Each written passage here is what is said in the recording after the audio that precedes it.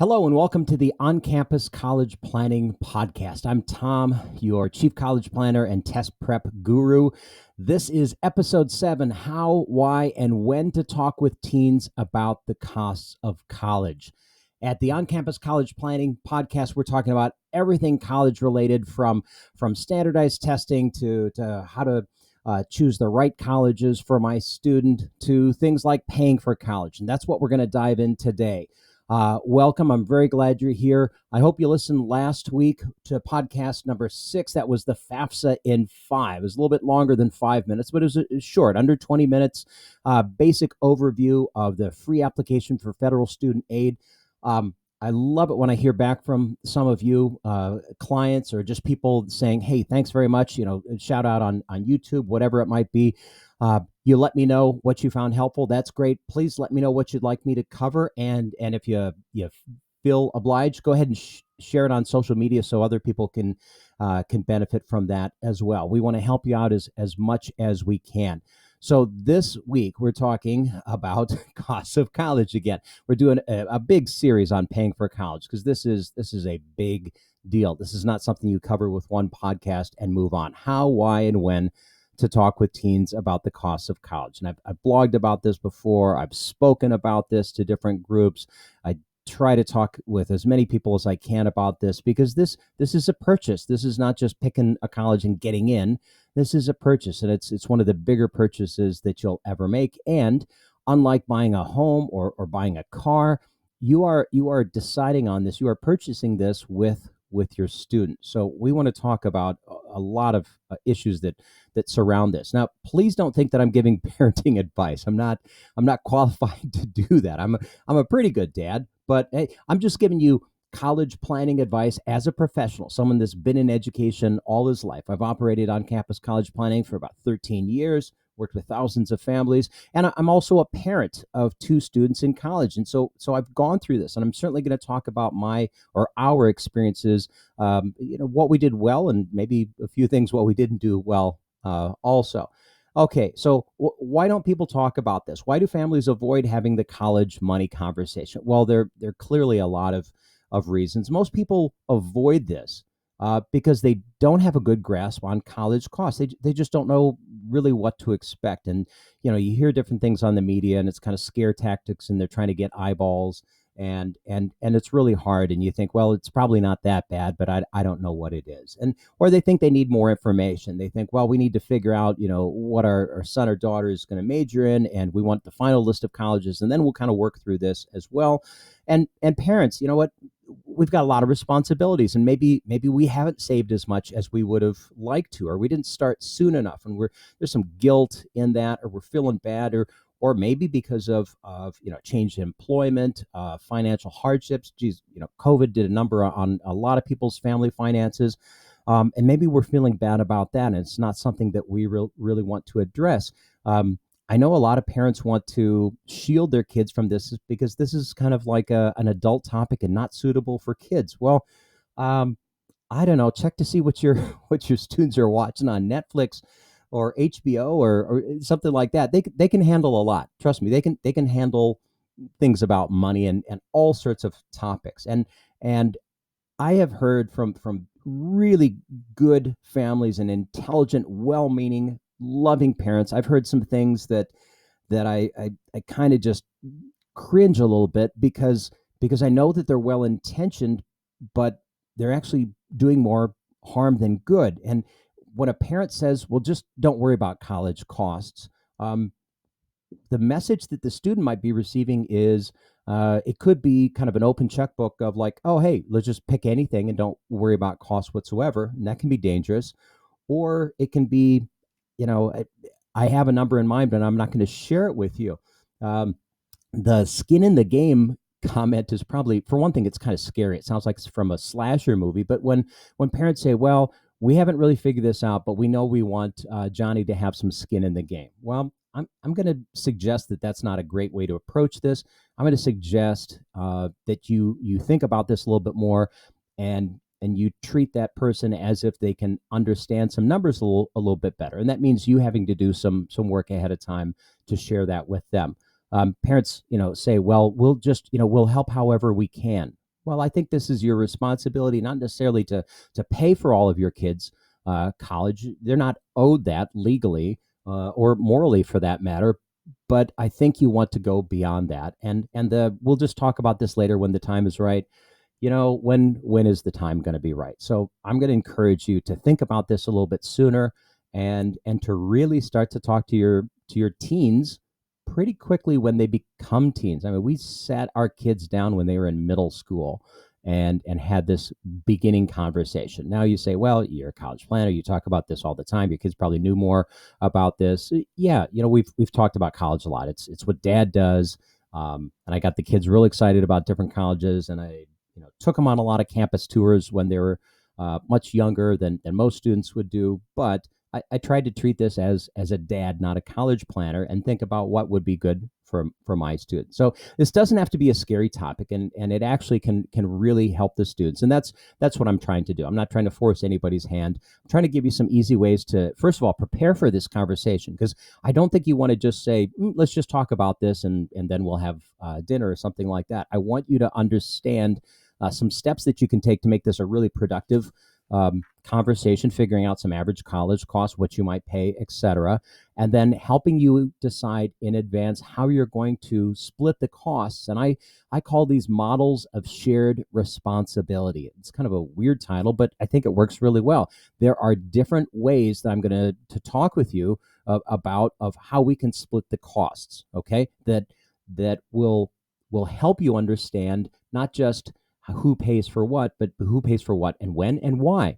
And why are we splitting the cost that way? And they can be a really powerful tool in that search for the University of U colleges. Okay, so you're saying, well, what happens if we avoid or delay this conversation? And does it really matter if we talk about this before we have to start paying for it? Well, you do risk getting too far down the path. And I've talked to great parents who have gone too far down the path, who are just holding their breath, hoping that their son or daughter doesn't choose the expensive college they got into, and breathing a sigh of relief when they pick the less expensive one. And I don't think that's healthy for anyone. There is this general tendency in college planning that a lot of students don't want to think about this because they're intimidated. It's they feel like they have to decide everything or they have to know everything. I can't tell you how many times I've sat down, for a free consult. I've got a student and a parent or two sitting across. They're on the orange couch of truth, and I'm sitting across from them, and they're almost like apologizing. Well, I don't really know what I want to do when I grow up, or I don't know where I want to go to college. That's fine. I'm not trying to put pressure on you to decide this when you're 10. I'm just saying, let's start having these conversations. Let's start looking at colleges when a little bit earlier. And my goal is always to show you what great options are out there. There are great options for everybody. I mean, fantastic options. And it's not just about the elite colleges. It's about finding the best fit for you. That's what the whole University of You concept is based on. And I always also try to show students like how cool this can be, and not just like the fun stuff, going to games and the dining halls and the rock climbing walls and the lazy rivers, but how many interesting majors and different programs, and get them excited about the academic part, which probably is the reason you're going to college, and get a glimpse of the future, and to start think about that and go, yeah, this could be really cool. So that's the whole goal here, is to start thinking about it earlier, to open up more options and to see this as a healthy process. And you don't need to have everything figured out before you do this. Okay, so let's get into this. So the first thing is really to understand the cost of college. Now, because before you just say, well, we'll just split it, I think you need to know what you're in for. You wouldn't go look at houses if you didn't have somewhat of a budget in mind, and you wouldn't go look at cars unless you knew what you could and couldn't afford. And I'm not sure why we do this with colleges before we've kind of run some numbers and thought about this a little bit. Now, the pricing model for colleges is more opaque than a lot of other things. I was looking at some flights earlier today, going to go visit some family over the holidays. And, it ranges from, oh my gosh, this is a really cheap fare, but you have to look for the hidden costs and you got to leave at midnight and that type of stuff too. This is the best time to fly, but it's really expensive. So I always compare college costs to airline costs, because those can fluctuate a lot, and it's sort of hard to understand why they're charging what they're charging. And that's the same for college costs, and it's even worse, and it's a much higher cost. So I'm going to make a suggestion that if you're not on our newsletter list, get on our newsletter list and go back a couple of weeks, about a month ago, I guess, October 14th. We put out a 321 newsletter called Simple Steps to Understand College Costs. Now, if I can get that to you, and all of the resources I'm going to be sharing with you, Tom at OnCampusCollegePlanning.com, Tom at OnCampusCollegePlanning.com.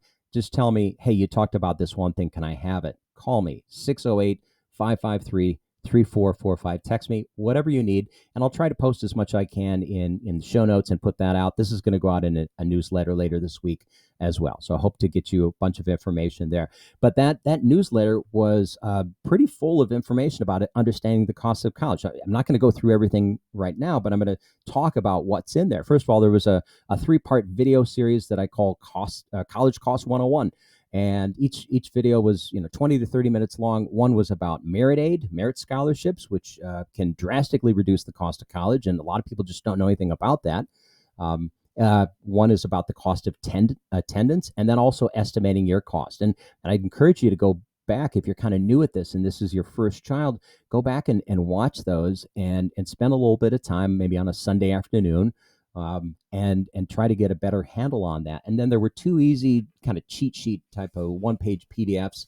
One of them is called College and Money, Quick Answers to 4 Critical Questions. And then the other one is, and these are not pretty, no graphic designer did this. This is just me with a laptop. 4 rules for easy college cost comparisons. And I know you can't see it as I'm holding it up. And if you're listening, you can't see it either. But these 4 rules: compare apples to apples and know your averages, basically talks about comparing average tuition and fees to average, or to tuition and fees, different models, et cetera, like that, using averages for everything else, room and board, et cetera, taking the mystery out of financial aid with net price calculators and merit aid. And then the fourth rule is merit aid makes private and out-of-state public colleges more affordable, and it's the gift that keeps giving. If you can have what economists call anchors in your brain of like how much it costs to go to college for in-state public or private or out-of-state public, et cetera, that's going to be much better than not knowing, obviously, and that's going to help you get over the top. When I've got something big that I need to understand, what I don't want to do is go into the details right away. What I want to do is try to figure out this big thing and wrap my mind around it as quickly as I can. And, go to Wikipedia or whatever, find somebody that says something that's good and kind of short and can break it down. I once talked with a friend of mine who was a financial planner. He's not our financial planner, but just a guy that I knew a long time ago. And he said, you know what, Tom, it's not that hard. We tell our clients, save 10%, you give 10%, and then you live on the other 80%. Now, I'm sure there was more to his practice than that, but that's a good way to think about it. And then I have an idea of like, well, I don't have to save half of my salary, but 10% would be good, and that's a lot better than zero. So getting ideas, kind of anchors of what those things could cost is really good. And remember that you don't have to know everything to get started on this, and you can change your mind later. I'm going to talk about that in just a minute. Okay, so understanding the costs of college, sort of averages, and maybe what you might pay also. And then the second thing is to start to think about these models of shared responsibility. Okay, again, I've got some visuals, and I'm gonna try to describe this if you're just listening to this instead, and I'll post these in a jumbo PDF. But basically, this is just it's a continuum of from right to left. Right says parents, and left says kind of students, basically, or that's the way I'm going to describe it. And who pays for what. And so if we think about to my right, parents pay for everything. Well, a lot of people do that. And one of these PDFs talks about, well, what are the benefits and the negatives to that? First of all, you need to if you say we're going to pay for everything, you need to define, does that include spending money? And am I expected as a student to work during the school year or during the summer? Does that money go towards college? Or what exactly is everything. And even if you do that, I think it's still a good idea to make your student aware of the costs of college, just so they understand the value of it, and maybe work really hard because they know what you're paying for this, and they understand that this is not inexpensive. Even if you go down to the road to the local public, in-state public university, you you're going to pay six figures by the time you're done with everything. 4 years or more. A lot of students don't get done in 4 years. Most don't, right? And room and board, books, tuition and fees, all of that. It's a six-figure investment, and it could be well more than that. So making them aware of that is good. And you might want to talk with your student about, like, okay, so we're going to pay for everything. We want you to have a part-time job, 10 hours a week or something. That's going to be your spending money. But you can even put like a cap on the number of years or semesters or things like that. The benefit of this is it feels good to pay for things for my kids. I enjoy doing that.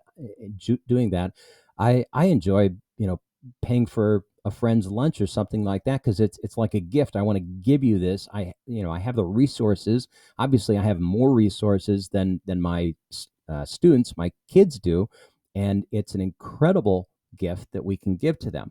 The downside is this puts a heavy burden on the parent, and you need to talk to your financial advisor about saving for retirement versus for paying for college, and figure those things out also. And it also, it really puts you kind of all in as a parent. So there's pluses and minuses to all of these. If we shift and we go all the way to the left, and we say, okay, you know what, this is, I want you to take care of this, you, my child, and I'm going to have you pay for everything. All right. Well, what's the advantage and disadvantage of that? Well, for one thing, I mean, if you can't contribute as a parent, no one's calling you out for bad parenting. We're all at different places in terms of our financial situation. If you think by saying I'm not going to contribute that all of a sudden your student is going to get a lot of financial aid, it doesn't work that way. Go back and listen to the FAFSA podcast, or talk to me about that. It's extremely tough for an 18-year-old in their first year of college to be considered an independent by the FAFSA. Almost impossible for most of the families that we work with, and like I said, even the local 4-year public university is going to be six figures, and there's no way that you can take on that much debt as an 18-year-old, or graduating as a 22-year-old. You're never going to get out of debt. It is a good lesson in managing one's money as a young adult, but that really, this model puts a lot of burden on the student, and I don't have a lot of families that would go all in on the student. What most people do is this: they both pay for some, so it really is a model of shared responsibility. But within that, there's a lot of different ways to do that. You can say, we're just going to do this by percentage. We're going to do 50-50 split, whatever the costs are, or we'll do 70, you do 30, something like that. So the percentage works fine, because that doesn't change. The total cost could change. So responsibility on both sides can do it, and you're both contributing a lot. That's really positive. So by percentage can be a good way to do it.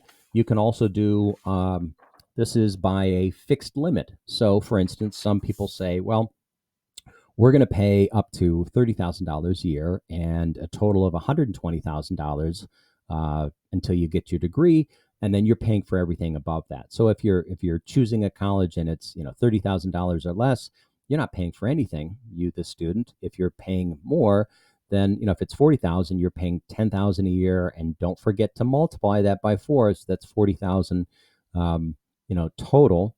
And we'll talk more about student debt on a future podcast. And maybe the advantage of this is, the parents can take on a heavier load, and they can kind of soften the blow for the student. And the student then gets to decide, if you want an upgrade, if I want something that might be out of state, or a private college, or whatever it might be, and I'm willing to pay beyond the $30,000, for example, that can be a really good exercise in deciding what do I value and what am I willing to pay for as a young adult. what the Leases do is this, and it's by category. So let me explain this. So this is actually the model that my parents used, and I don't know what model their parents used, but my parents sat us down when we were. Well, I knew about this because I had two older brothers, so I'm not sure when I learned about this, but fairly early on, and they said, "Hey, we're going to pay for tuition and fees, and we're going to give you a book allowance." And so I went off to college in the fall of 1983, and the book allowance was $300 uh, a semester, or a quarter, or maybe that was a year. I don't know. Now we're looking at generally about $1,200 a year in books, so it's obviously gone up. But it was tuition and fees, a little bit for books, and then you, Tom, or older brother Greg or Doug, you are responsible for the cost of living, for room and board. Room and board if you live in the dorms, or if you want to move off campus. I had one brother that never lived on campus, rented an apartment from day one, partly because he could really control the costs that way. You can do that, less expensive. But then we got to make those decisions about our lifestyle choices, and all three of us are kind of cheap.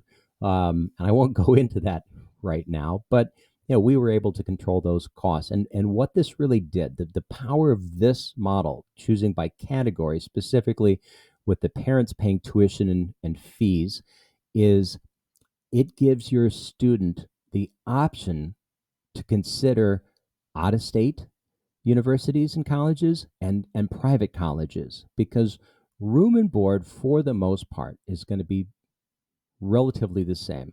I grew up in the state of Minnesota. I'm now in Wisconsin. I lived in Iowa for a while.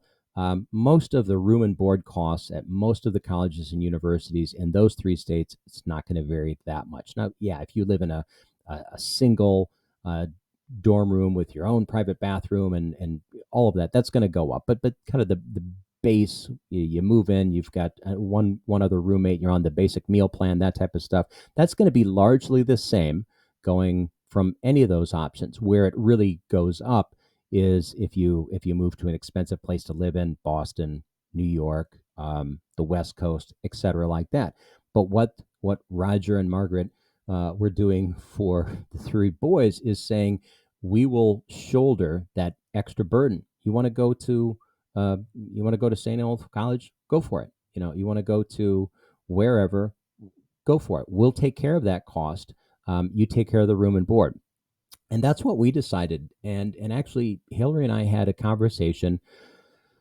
I think Jack was still a toddler. We didn't talk to him at the time, but I remember sitting in a restaurant on Michigan Avenue, kind of a fun getaway weekend in Chicago. I hope we had a babysitter. I don't know. So one of the grandparents came over to watch the kids. And I remember talking about that. And I don't know why we brought that up, but we just did.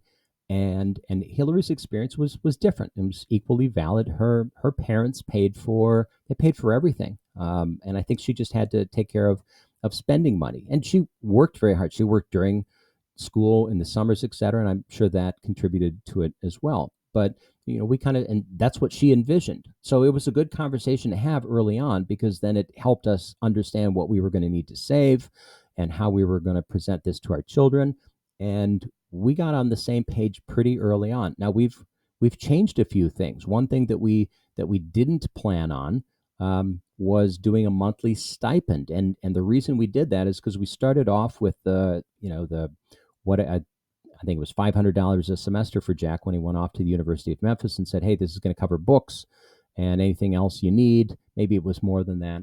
But quickly we understood that there are just some kind of recurring costs and other things like that. And it became easier to just say, you know what, instead of a big lump sum, we're going to do, this much every month. And we call it a stipend every month that you're in college. It doesn't happen when you are home because you're working, in the summer, but for those 9 months a year, you get the stipend. And we actually decided that as we were thinking about how we were going to split costs with Joe. And so we did adjust things a little bit.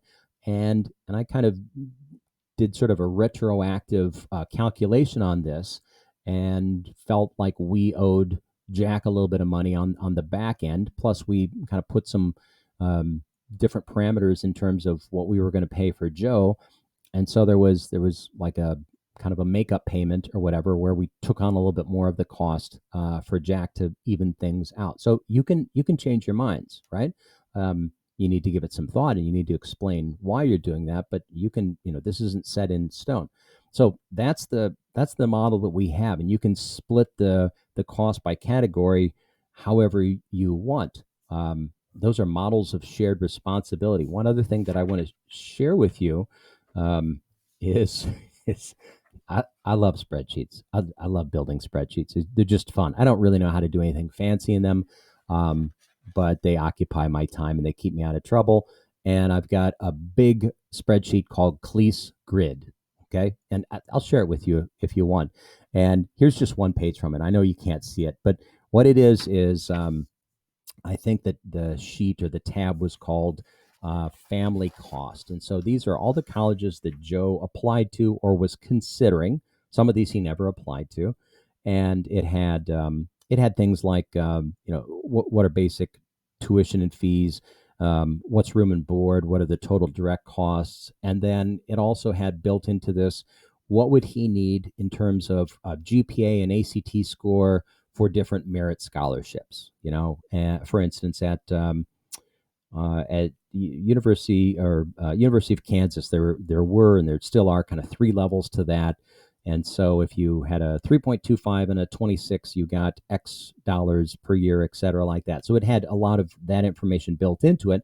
And then the way that we have handled the merit aid piece is we said, okay, so Jack, Joe, you earn those scholarships through your hard work in school, grades, ACT scores, uh, but you earn that while you were living in our house, and we've provided resources to help you with that. So we split the merit aid costs. Okay, so Joe receives, I think, a total of $9,500 a year from the University of Cincinnati, and Jack had a scholarship from Memphis as well.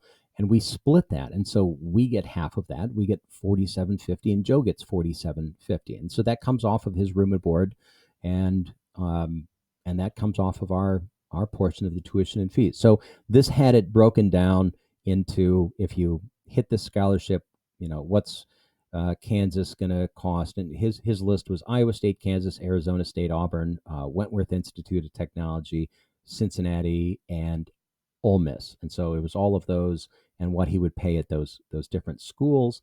And then as he, bumped his ACT score up, sometimes those numbers would change, et cetera, like that. And Joe had a copy of this too. And this was really helpful because Joe then could make determinations. He could think about not just costs, but value as well. And it came down to, for Joe, he's studying something called industrial design or product design. It's kind of a rare major, only about 65 colleges in America that have it. So it wasn't sort of wide open, just pick a college. But it came down to his top two choices were Cincinnati and Auburn.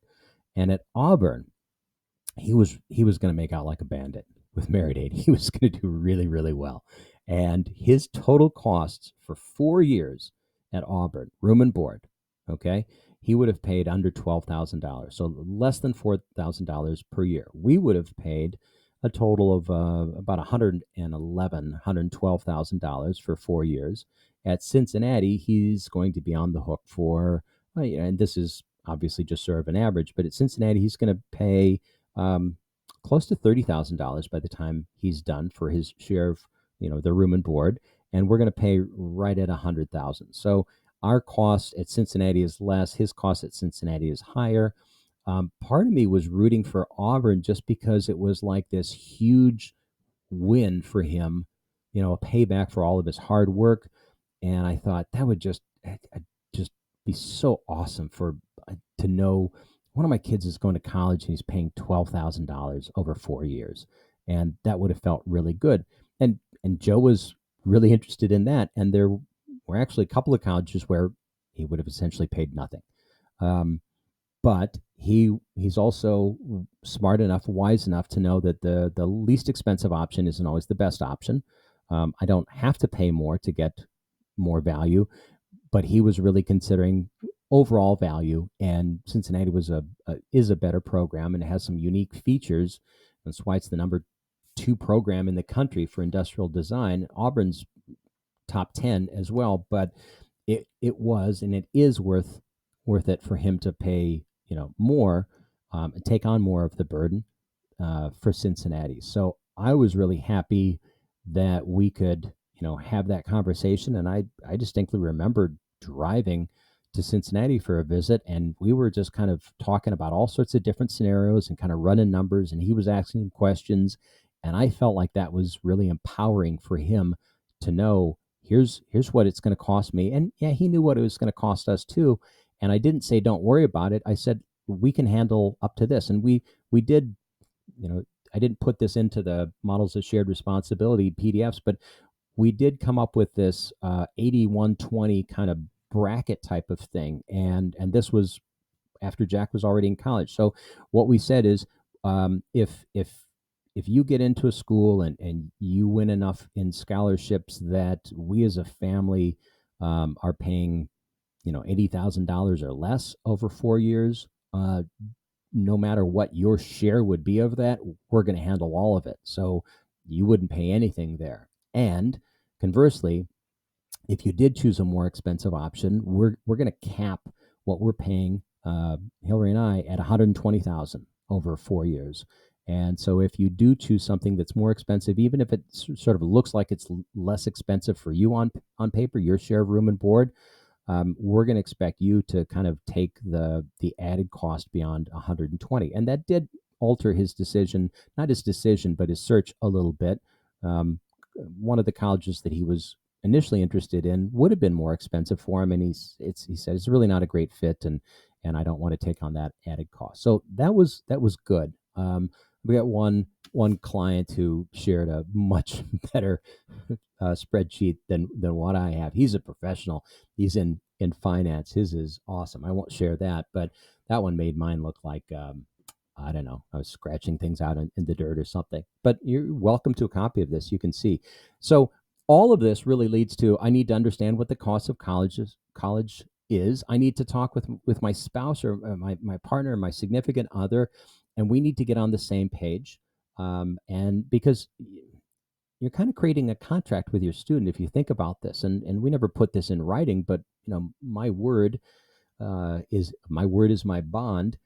You are creating a contract, and there needs to be an understanding of why we're doing this and what that does for you, the student, as well. And it's good, I think, to bring your own experiences as a parent from when you were a college student and talk about some of those. And and we did that. We talked about how Hillary's parents paid for college, how my parents did, and why we chose this model. So just a few other kind of things that you can think about, college planning questions to consider when it comes to paying for college. You could start to think about how an intended major could factor into this. Am I, as a parent, more willing to pay for something that I know has a higher potential return on investment in terms of this major versus that? We didn't do that, but you can certainly do that. If a student delays admission by taking a gap year, how does that change our models? Talk about who gets credit for merit scholarships, because I think that's important. What about if I do study abroad? Who pays for that? And maybe you don't want to think about these things now, because my whole goal is to make this kind of simpler for you to understand and wrap your head around it, and then make it simple and easy and helpful for your student as well. So, grad school, I don't know if that needs to come up in the conversation now or not. All right. So what do I do with this? Well, next steps. Number one, you definitely need to understand what the costs of college are, just some basic numbers, some anchors. Please get in contact with me if you'd like to see any of my resources. I know you've got Google, but I do have some things that I think break it down and make it really easy to think about this. The 4 rules that I shared, I think that's super helpful. And then, talk with your spouse or partner or significant other about what you think is good, and don't run off and tell your student until you're both, buying into this plan. Definitely talk with your financial planner. I think that would be a great thing to do. And then don't be overly formal about this, but set up a time with your teen to talk about this and say, I want to have a kind of a serious conversation with you about college and the cost of college. Let's order in on Saturday night, and let's sit down. We're gonna eat. We're gonna have some Thai food, and then we're gonna move over and sit in the living room and kind of talk about some of this stuff. You don't have to scare them, but give it the kind of the weight, the gravity that it desires. Don't try to do this when you're dropping them off for hockey practice. That's not going to work. Make sure that everyone's focused on this. Everyone's got their phones turned off, all of that. And final step, feel free to talk with me. Give me a call, stop in, or schedule a free consult. You can do that right from Facebook, from the homepage of OnCampusCollegePlanning.com. You can pop me an email, tom@oncampuscollegeplanning.com, text me, whatever you want. And I'm willing to have that conversation with your student in the room or with them not in the room. And if you just want to have this preliminary conversation to say, hey, I listened to the podcast, I've got some ideas, but I want to talk with you first, more than happy to do that. A free consult is a free consult. And if you want to have one where it's just you or just you and your spouse, and then one later with your student, that's fine. I'm not setting a limit as far as one free consult, but give this some thought, how, why, and when to talk to your teen about the cost of college. I think this is really important, and it can be really positive. It doesn't have to be scary. You don't have to know everything, because you can't, and it can really help your student in their search for the University of U. So that is episode 7. I have no idea what I'm going to talk about on the next episode, but I'm having a lot of fun, and I really hope you're getting something from this. Again, please let me know if you're finding some value in this, and share it if you think someone else in your friend group, in your network, in your family could benefit from that. I will sign off now, and I look forward to talking with you soon. Go College.